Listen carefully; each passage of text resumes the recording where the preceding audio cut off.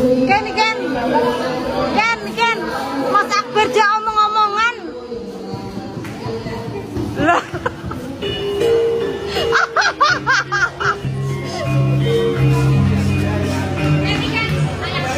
Ayang Akbar. Iya. Yang Akbar. Ken tekono to Ken? Kok meneng ae lho. Bisu kok kono.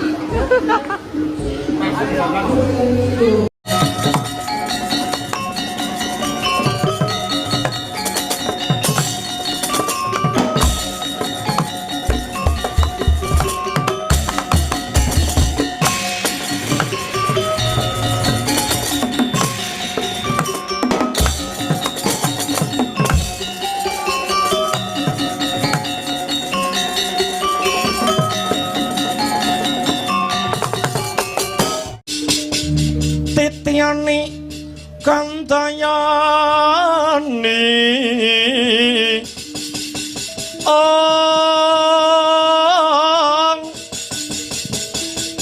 Trisunya purnama sasi gilar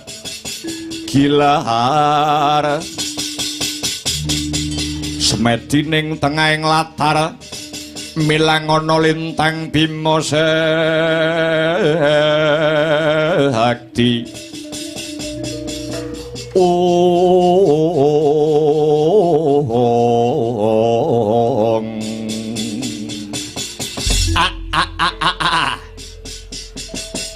kula saged nggagapi lan kula saged ngraosaken dumateng paiting lelampahan menika Gus. Nuwun sewu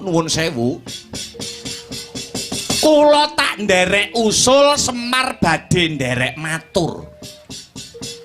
Negaramu kuwi wis akeh wong pinter, negaramu kuwi wis akeh wong pinter, saben taun ngluluske lan misuda sarjana sing cacahe ora saithik. Akeh wong pinter ning langka sing kepinterane kala wau dilambari kawicaksanan. Malah majune jaman nadyan mung nganggo piranti sing mung sak gegem parandene ilmu apa wae bisa disinau saka kono. Nadyan kawruhe isih pas-pasan nanging wis rumangsa pinter, rumangsa bener, rumangsa suci, banjur tanpa ewuh pekewuh, tanpa wigih ringa-ringa, ngiyas lan nganggep wong liya padha bodho. Mongko Gus, mongko ilmu niku kelakone kanthi laku. Tegese dilakoni lan kudu ana guru sing njujukake laku. Wong golek ilmu niku hukume wajib. Nanging mangkate tujuane wong golek ilmu sampeyan ya kudu weruh. Akeh-akehe wong golek kepinteran iku mung ben dadi wong kondang, mung ben dadi wong sugih, dadi wong mulya, wong sing duweni derajat lan pangkat kajen keringan.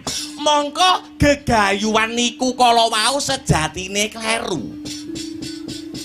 Gegayuhan sing ngoten niku sejatine kleru merga napa?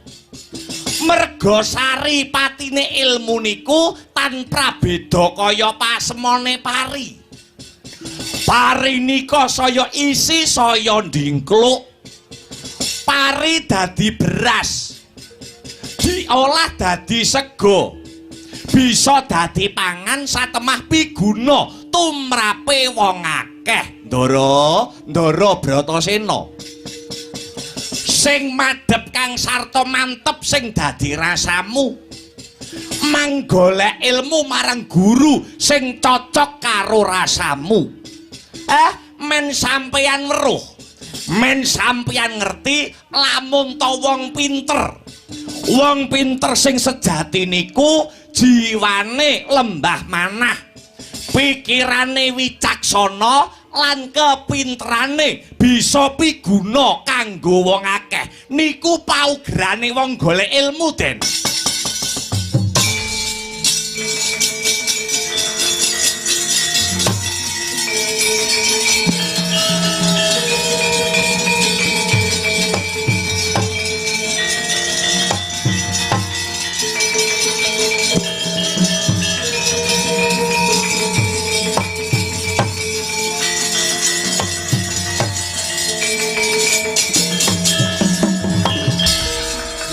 Caritaning satriya linuwe kang maradi mring kautaman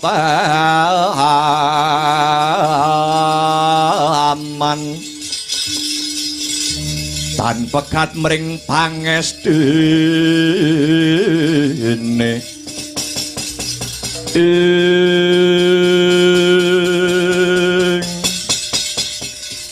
Kyai Semar Badranaya banget panarimaku tuturmu becik bisa kuwawa nggugah marang rasane Bratasena.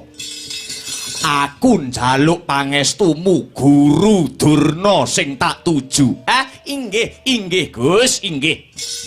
Nanging nuwun sewu, ucap kula niki manggondeli sing kenceng. Kasil lan orane wong golek ilmu niku ora gumantung saka gurune sapa. Kula baleni. Kasil lan orane wong golek ilmu niku ora gumantung gurune sapa. Nadyan gurune pinter, nanging yen siswane niku keset, yekti ora bakal bisa dadi kosok baline. Nadyan to gurune niku ora bener, nanging yen siswane tigen mugen lan temen anggene sinau, yekti sampeyan bakal dadi murid sing pepethingan. Mang budal teng pertapan Sokalima, mang budal teng Guru Durna. Sampeyan nganggo tekad satriya tanah Jawa. Muga-muga bisa kasembadan apa sing dadi gegayuhan lan sediamu, Gus.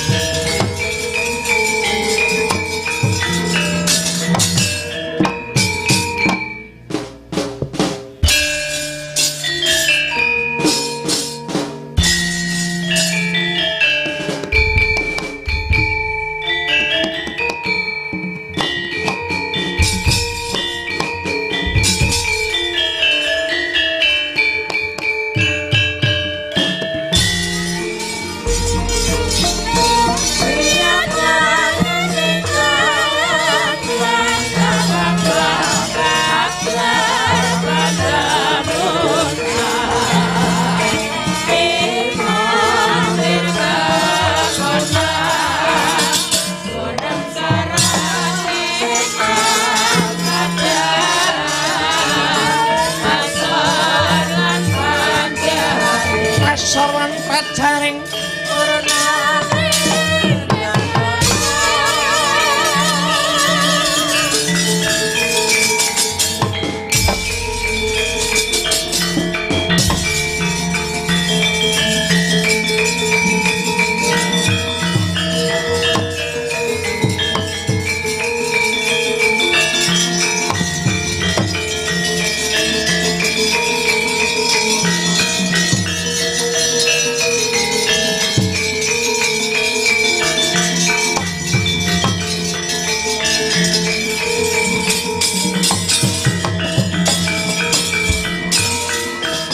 dadi atur-atur miturut anut sumaramring Gusti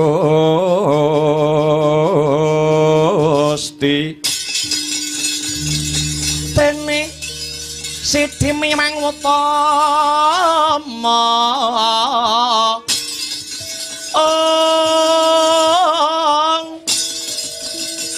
panindak ing praja ngedil bejo dadi bandara parinarapan mring pro abdi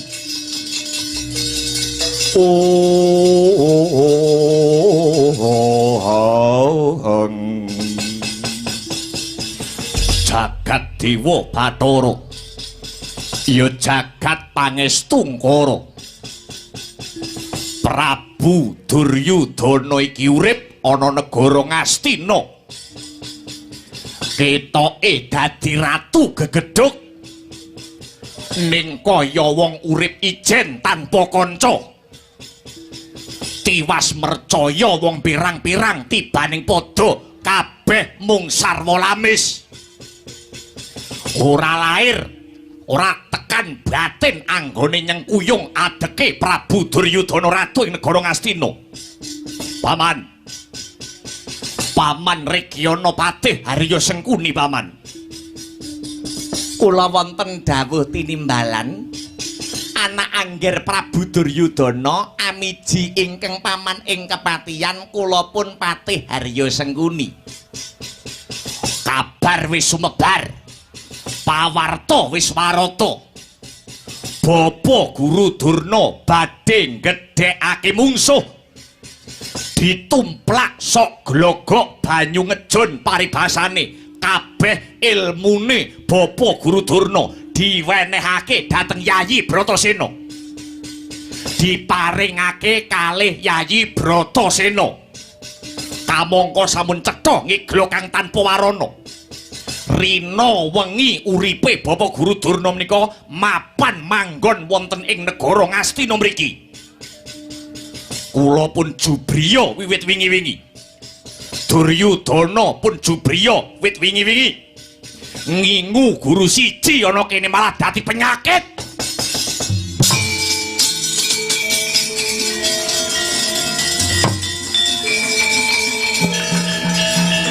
Aksat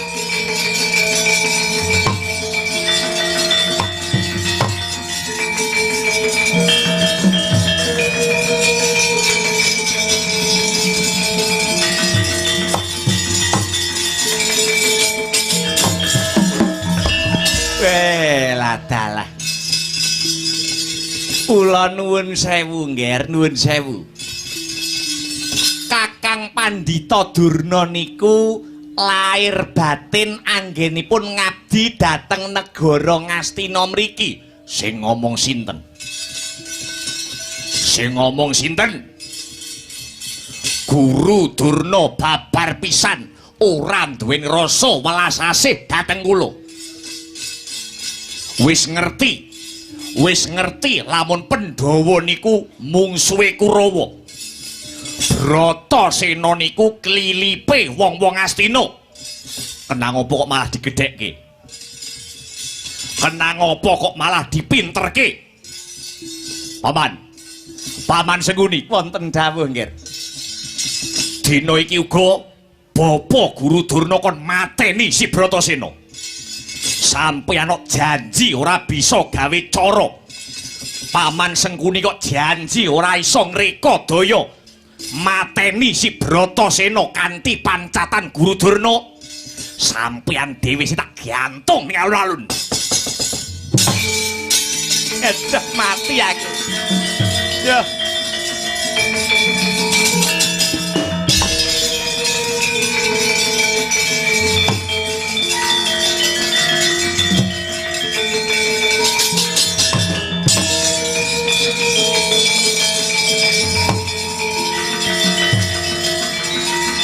Edah.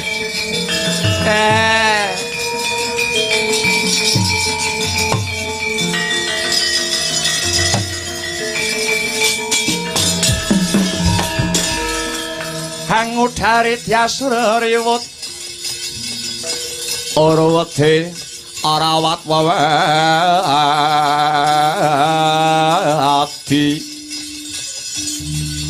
wedi lamun kauningan mring sang ambek ngomalati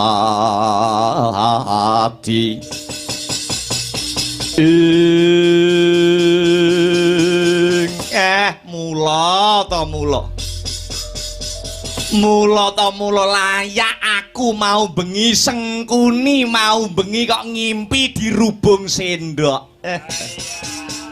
Aduh. Ketiban awanget awake Sengkuni iki. Alah Kakang Durna. Kowe biyen dikon ngabdi ana Ngastina kene supaya bisa Ngastina kene gawe tentrem, supaya bisa Ngastina kene gawe ayem kang sarta tentrem. Ning nyatane kok malah gawe tintrim sing kaya mangkene. Kakang Durna. Ya, ta ya. 1000 cara bakal tak tindakake. 1000 pambudidaya kang sarta pangreka daya bakal Sengkuni lakoni supaya Kakang Guru Durna bisa tega mentala mateni murite sing paling ditresnani ya kuwi Panenggak Pandhawa si Bratasena. Hangudari Dyasura riwut ruwete rawat mati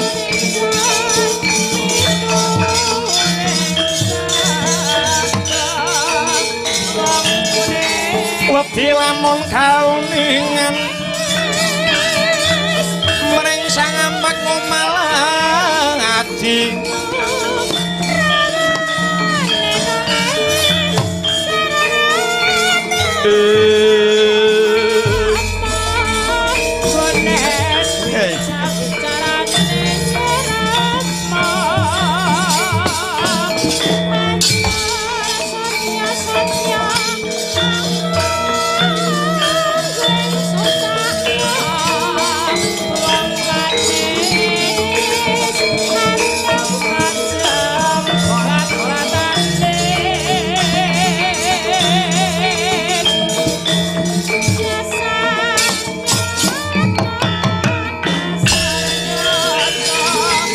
Sewakon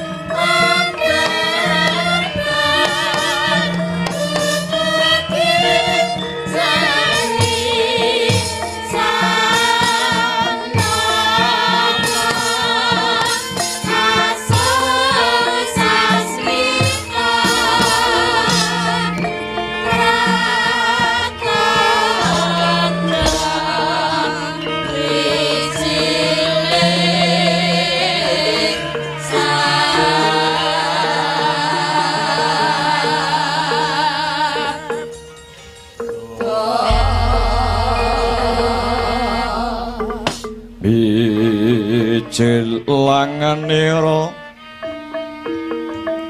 sang nar pati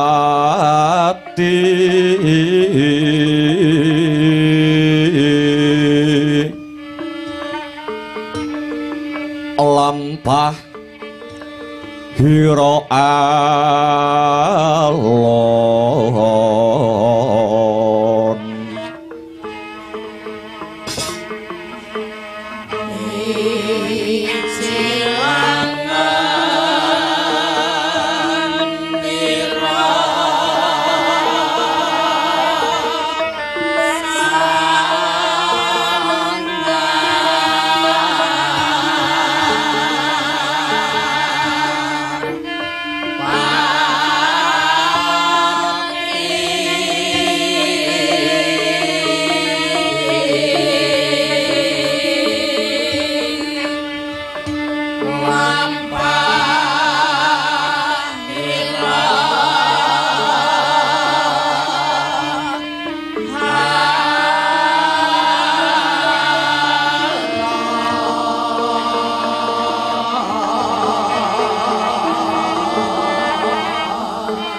kinarabak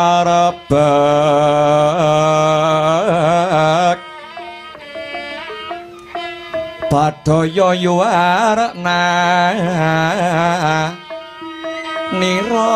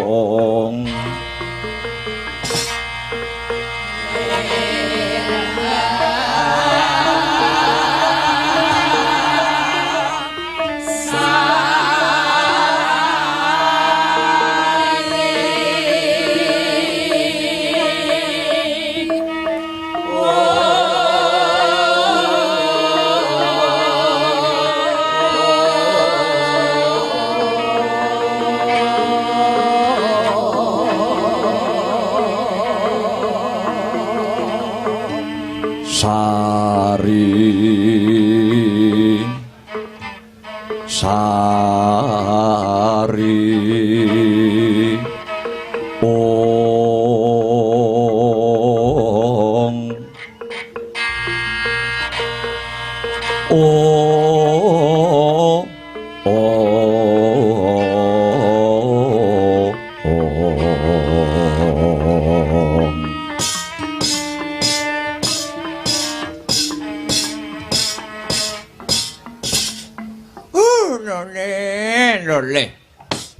Sumolole sumorate emprit gantil buntute omah joglo hawela.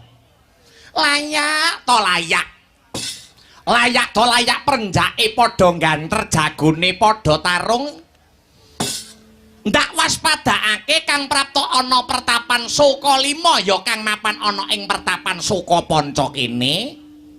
Iki warangka negara Ngastina. Adi Rekyana Patih Harya Sengkuni. Sakwise Adipati Harya Sengkuni jenak anggone pinarak, prayoga anggone seba, jenjem anggone sumanggem maracoba.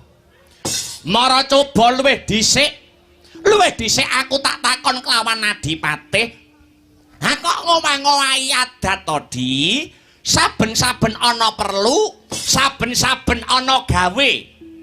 Sing kirane mangarsa ana sitinggil negara Ngastina kuwi cukup pun Kakang Soka 5. Lah kok iki Siadi sing prapta ana ing pertapan Soka 5 kene janjane ana apa Dipati? Kakang Durna. Iki ngene ya Kakang. Wa sing wigati aku sowan ana pertapan Sokalima kene. Ingkang sepisan ya kuwi tilik marang titi tata tentrem ingkang kagelar ana ing pertapanmu Sokalima kene. Ya merga saka kepinterane Kakang Durna satemandak sawang katon ayem tentrem jenjem premanem tanduran ing pawiyatan kene ya katon ijo royo-royo dalan-dalane ya katon resik kuwi kabeh meratandani lamun to pancen wegik lan mumpuni anggone Kakang Durna gula wentah marang para putra siswa. Lah angka loro aku mau ngarep gambuhake tembung alam oneng. Alam kuwi tembung lawas, oneng kuwi tegese kangen. Ya merga wis sawetara suwe aku datan pinanggya. Mula ripalungguhan iki aku seba ana pertapanmu Sokalima. Lah triwigatining perlu Kakang Durna. Anggonku sowan ana pertapanmu kene, yektine ora metu saka krenteking atiku pribadi. Ning Sengkuni mung diutus dening Nalendra Ngastina anak Prabu Duryudana supaya nemoni karo Kakang Wakninggo ndel Sokalima. Dipate apa dawuh anak Angger Duryudana Dipate? Lah iki ngene ya Kakang, nyuwun sewu. Blakasuta blakutang terus terang dina iki Ratu Negara Ngastina lagi kuwur baliwur bingung bilunglungan sing dadi pamikire. Sik ing atase dadi ratu sing blegedhu ora kurang sawiji apa keceh bondo keceh raja brana. Paribasane bisa nepak bun-bunane wong sak negara Ngastina. Lah kok dadak nganggo sedih iki nalare kepiye Dipate? Kakang nyuwun sewu. Ingkang gumana musik sajroning penggalih tumrap Angger Jaka Pitana ora ana liya kejaba mung mungsuh bebuyutan satru mungguing cangklaan klilip mungguing netra ya kuwi para Pandhawa. Mongko nganti ripalungguhan iki Kakang sing jeneng Pandhawa lan Kurawa kuwi ngibarate banyu karo lenga. Ora bisa dadi siji, ora bisa manunggal, ora bisa rukun lan besuke. Kalamun para Pandhawa kenceng, para Kurawa cukeng, anggone ngukui karo benere dhewe-dhewe, tan murunga bakal dumadi jangkaning jagat ingkang sinebut Perang Agung Baratayuda Jaya Binangun. Nah, iki Kakang Angger anak Prabu Duryudana lagi mikirake babakan iki. Kaya winalik sing dadi rasane Ratu Ngastina Prabu Duryudana. Anak Prabu Duryudana kuwi ngukur marang kekuatane Kurawa apa dene ngukur kelawan kekuatane para Pandhawa. Nuwun sewu Kakang. Senadyan to para Pandhawa kuwi gunggunge mung 5. Ning nyatane Pandhawa kuwi mentes kabeh, duwe keluwihan kabeh. Contone siji Puntadewa. Puntadewa kae senadyan ratu ketoke kelemar-kelemer, ora nate peperangan, nanging lamun ta murka utawa duka bisa mbledhos dadi buta sak gunung gedene. Kae Puntadewa Kakang. Angka loro panenggak Pandhawa si Werkodara utawa si Bratasena. Kadegdayane mbrebeki jagat. Sapa manungsa sing wani perang mungsuh Bratasena saiki jajal. Durung angka 3 panengah Pandhawa si Arjuna ya si Janaka. Wong lanang ngelem karo kasektene, nek wong wedok ngelem marang kebagusane. Tur duweni ketrampilan ingkang mrojol ing akerep, punjul ing apapak, prigel anggone olah jemparing. Durung kembar kemanian si Pinten utawa Tangsen utawa Nakula kelawan Sadewa. Nah, saiki balik pirsanana murid-muridmu para Kurawa Kakang. Kurawa kuwi nadyan cacahe 100 ning ngrembyah kakian cacah ngreda kakian jiwa ing atase wong 100 kok siji-siji ya ora ana sing mumpuni, siji-siji ya ora ana sing menjila, siji-siji ya babar pisan ora ana sing dadi. Iki janjane kepiye, Kakang? Mongko wis cetha pratela lamun Pandhawa lan Kurawa kuwi anggone sekolah padha, gurune ya padha, kabeh jebolan saka sekolahan kene, sekolahan Pertapan Sukalima kene. Ing atase Pandhawa lan Kurawa padha-padha siswane Guru Durna, kenang apa dadine kok beda, Kakang? Lah angger Duryudana duweni panggerba.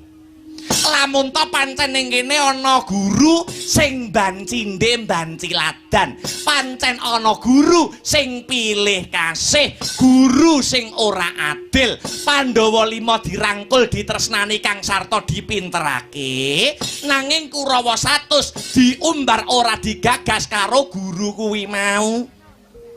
Nah, aku tekan Sukalima kene, Kakang. Aku tekan Sukalima kene iki mung bakal miterang kanthi gamblang marang Kakang Durna. Sing ndok kersake iki kepiye? Pandhawa Kurawa ki padha-padha muridmu, ning nyatane kok ndok gawe beda. Iki janjanmu, dasarmu apa, wewatonmu apa, Kakang? Permara reh manguswa umyong ambreng. Kati karonaning kaswasih ring marga Hamalatgung. Ari sang kanta mastrat maca leng-leng lalu mangulati Surya mangrangsang wayah, Surya mangrangsang wayah.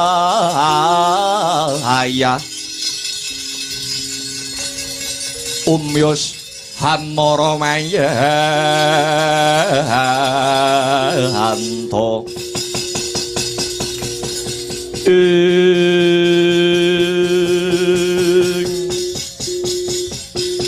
Adipate Kakang Durna kepriye? Nuwun sewu ya, Dik. Gawean sing enteng kuwi ora ana liya siji ngrasani loro maido. Tak baleni. Gawean sing gampang dhewe kuwi siji ngrasani loro maido. Kowe ora ngrasakake kaya ngapa to abote dadi dwija, kaya ngapa to abote dadi guru. Dadi lan orane murid kuwi gumantung Triwiyata, Dipate. Gumantung Triwiyata. Triwiyata kuwi apa, Kakang? Triwiyata, tri kuwi 3 wiyata kuwi tegese pasinaon. Dadi lan orane bocah kuwi gumantung 3 perkara sing sepisan, ya kuwi panggula wentahe Rama Ibu ana ing dalem, angka 2 piwulange bapak ibu guru ana ing sekolahan, dene ingkang 3 srawung utawa lingkungan. Kuwi sing nemtokake bocah mau apik apa ora. Gumantung 3 perkara kuwi mau, Dipate. Nalare kepriye, jlentrehe kepiye, Kakang Durna? Nah, saiki upamane ngene. Nadyan to panggula wentahe Rama Ibu ana ning dalem kuwi apik. Piwulake guru ana ing sekolahan ya becik. Ning yen lingkungane kuwi lingkungan mrosal. Ora aneh, ora mokal. Dadi anak ya anak sing angel ditata. Dadi anak ya anak sing angel diatur. Saiki mara gage sawangen, Dipate. Sawangen para Pandhawa kuwi anake Dewi Kunti Talibrata. Rina wengi tansah nyebul donga marang para leluhur. Ora kendhat anggone paring pitutur luhur marang anak-anake ya kuwi para Pandhawa. Lemek guru nggone sapa? Lemek guru nggone Durna. Le sekolah ya nggone Sukalima kene. Srawunge Pandhawa karo sapa? Srawunge Pandhawa karo Punakawan. Mligine Semar Badranaya karo Semar mesti dituturi marang budi pekerti ingkang luhur. Saiki aku genti takon karo para Kurawa Dipate. Kurawa kuwi anggone golek ilmu ya bener ana saka 5 kene. Sing mulang ana dalem wong tuane kira-kira ya apik, kira-kira ya becik. Ning gandeng lingkungane kleru, lingkungane salah, mula Kurawa dadi bubrah. Genti aku tak takon, Kurawa kok iso morak-marik kaya ngono ki kumpulane karo sapa? Jajal. Dalem. Kurawa kuwi lho. Kelakuane iso morak-marik kaya ngono kuwi, morale bubrah kaya ngono kuwi. Kumpulane Kurawa rina wengi iki karo sapa Dipate? Ya karo aku. Mergo aku dipasrahi tanggung jawab karo wong tuane Kurawa supaya gula wentah karo para Kurawa. Lah, sing kleru ngene iki kira-kira sapa, Jajal? Mangka ning saka 5 kene iki Pandhawa Kurawa babar pisan ora tak bedak-bedakake. Yen Pandhawa tak ulang ngitung-ngitung, Kurawa ya tak ulang ngitung-ngitung. Yen Pandhawa tak ulang babakan panembah, Kurawa ya semono uga, ora ana sing beda. Sing beda iki mung lingkungane Dipate. Wis saiki kowe ora perlu selak karo batinmu.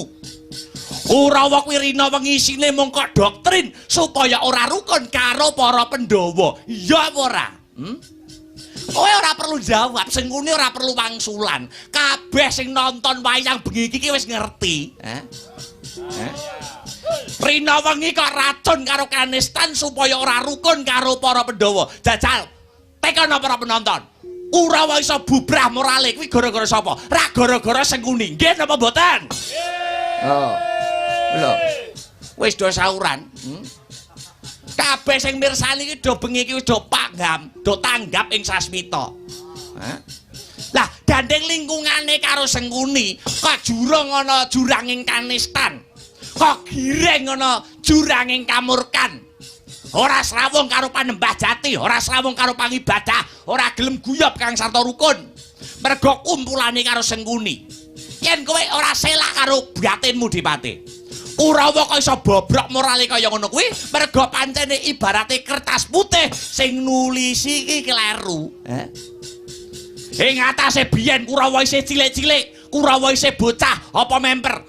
Kurawa isih lugu pas isih bocah jaman semono. Rina wengi para Kurawa kok giring ning guyangane apa memper ngono kuwi. Bocah urung do sunat lho. Kok diparani rono arep nggo apa? Sing ngrusaki pancene kowe Dimate. Yo Gusti Maha Agung, Gusti Maha Agung. Aku wis niteni nuwun sewu. Ngendi nggon ngendi papan ora desa, ora kelurahan, ora kecamatan, munggahe kabupaten. Angger enek Sengkunine kuwi mesti ora iso ayem. Aja, saiki ora ariken rasamu. Ora ariken nalarmu. Yen wis kedadiane kaya mangene iki, sing kleru kira-kira Durna apa Sengkuni Dipate? Lah salah.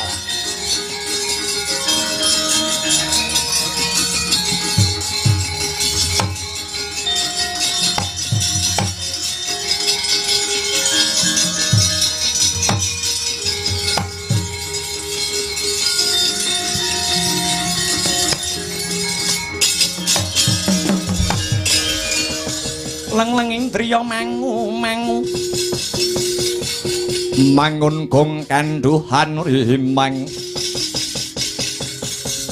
oler lena tanpa kahanin ing ler lena tanpa kanin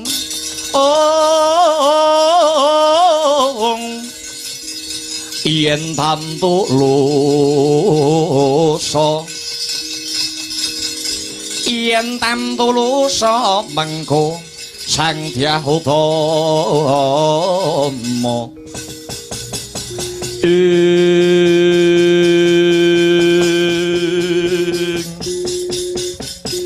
Kakang Durna, piye? Aku wis bosen anggere bantah dredah karo panjenengan. Tan Wurunga mengko mesti golek benere dhewe-dhewe. Saiki ngene wae ya Kakang Durna. Damar mancung cinupet. Wa sing wigati iki ana perintah saka anak angger Duryudana. Perintah mau tumuju marang Kakang Durna. Nuwun sewu Kakang. Gandeng Kakang Durna nuwun sewu. Gandeng Kakang Durna ki rak abdine negara. Kakang Durna pendak sasi nampa blanja saka negara Ngastina. Pertapanmu saka lima kene iso endah saka sapa ora ana liya. Pertapanmu kene iso endah merga saka dhuwit saka negara Ngastina. Gandeng wis tetonge glo tanpa warana. Yen to punjer kekuatane para Pandhawa kuwi dumunung ana Bratasena. Perintah saka anak Prabu Duryudana nuwun sewu.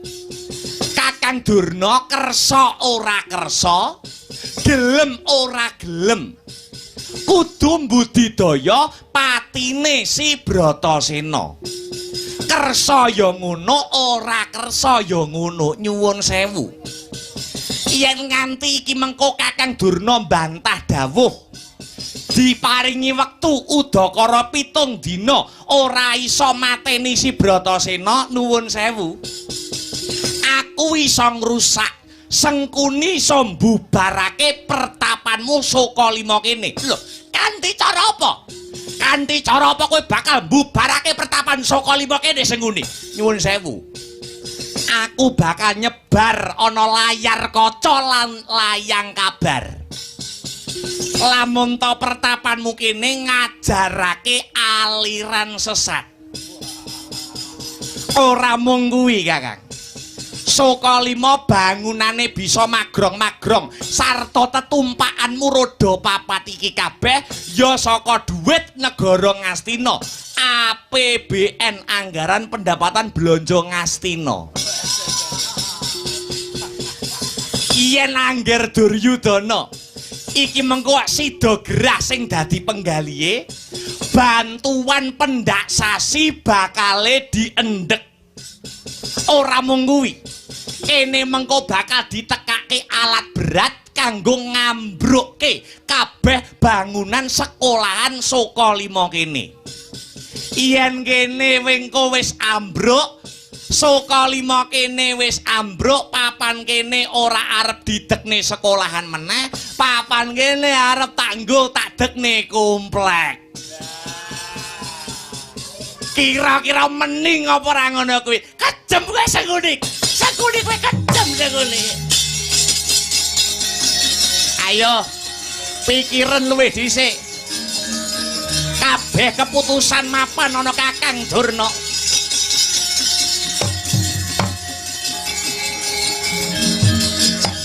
Aku bakal mapan ana pepungkuran. Pikiran ora arikan rasamu. Aduh mati aku piye iki.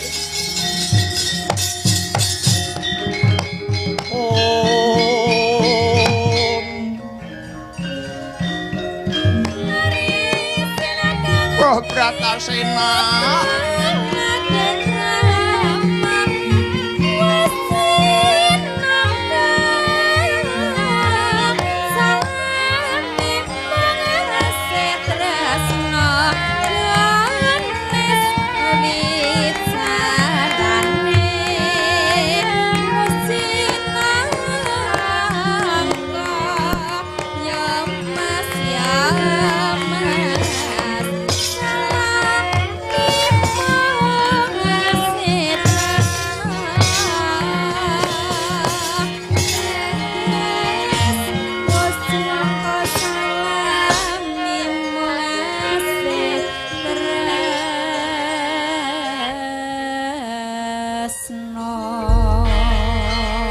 Hanjarah kang puspitorum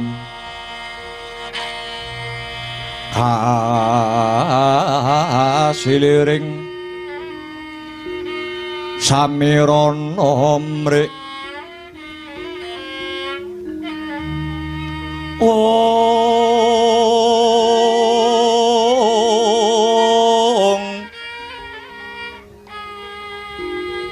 sekar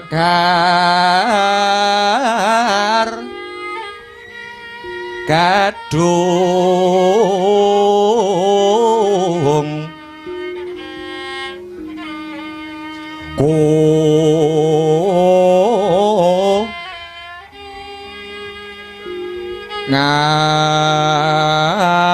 ngas gandanyo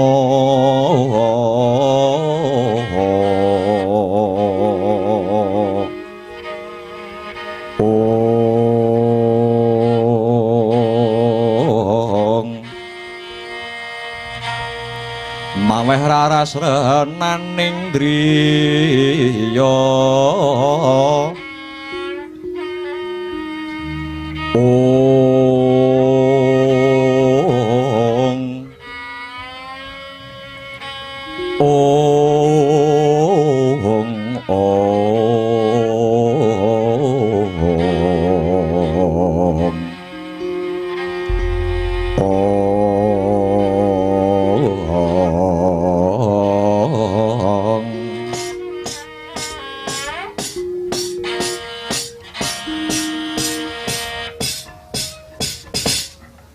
Durna guruku Bratasena kepiye?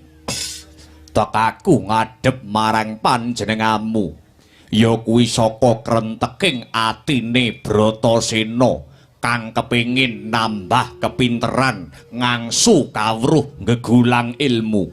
Kosek Bratasena. Apa isih kurang anggonipun Bapa maringi ilmu marang kowe? Anggonmu ngangsu kawruh mapan ana ing kene sok glogok banyu ngejun bebasane anggonku menehi ilmu marang Bratasena. Apa isih kurang nger bocah bagus Bratasena? Bapa Durna apa lali? Bapa Durna nate ngandika mbok menawa wong golek ilmu kuwi ora ana watese. Dawuh Rasuling Gusti ingkang pungkasan ngandharake wong golek ilmu kuwi saka lair nganti tekan pati, wiwit jabang nganti tekan crapang. Mula aja ngendhoni marang tekadku Bapa Durna. Ya, yen pancen kaya mangkono, apa ilmu sing ndak kepinginake Wijasena? Kaya sing mbok janjekake marang Bratasena triari kawuri utawa 3 dina kepungkur.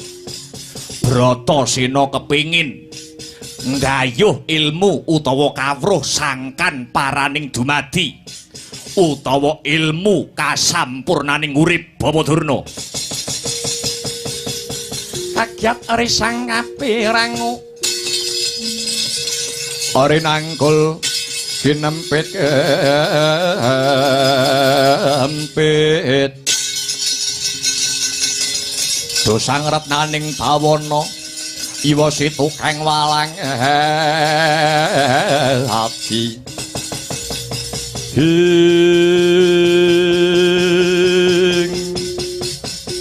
kawruh sangkan paraning dumadi Bratasena. ya pancen kapara nyata Ya jagat Dewa Bathara ya jagat Pangestungkara.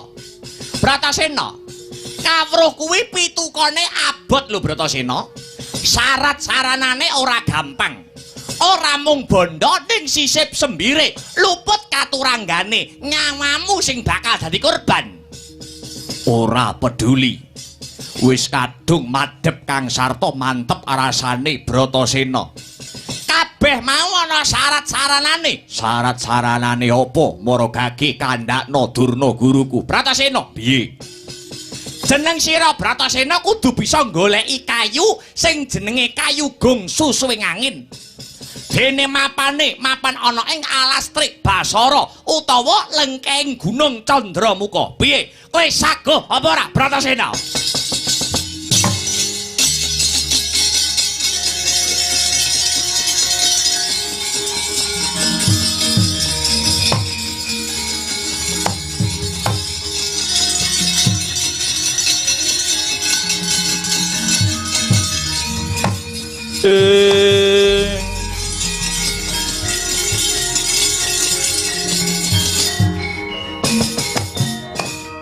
Piye? Apa jeneng sira Bratasena saguh mujuti syarat-saranane? Ya kuwi kayugung susui ngangin. Bratasena mung pangestune Durna guruku kang dak sesuwun. Muga-muga sembodo ingkang sinedya Rahayu ingkang tinemu Basuki ingkang kaestia pangestunipun Bapak Gumraja kaya banyu seduda muga-muga bisa kasembatan apa sing dadi gegayuhanmu ngger bocah Jentara Bratasena kandhanya sekar kehadung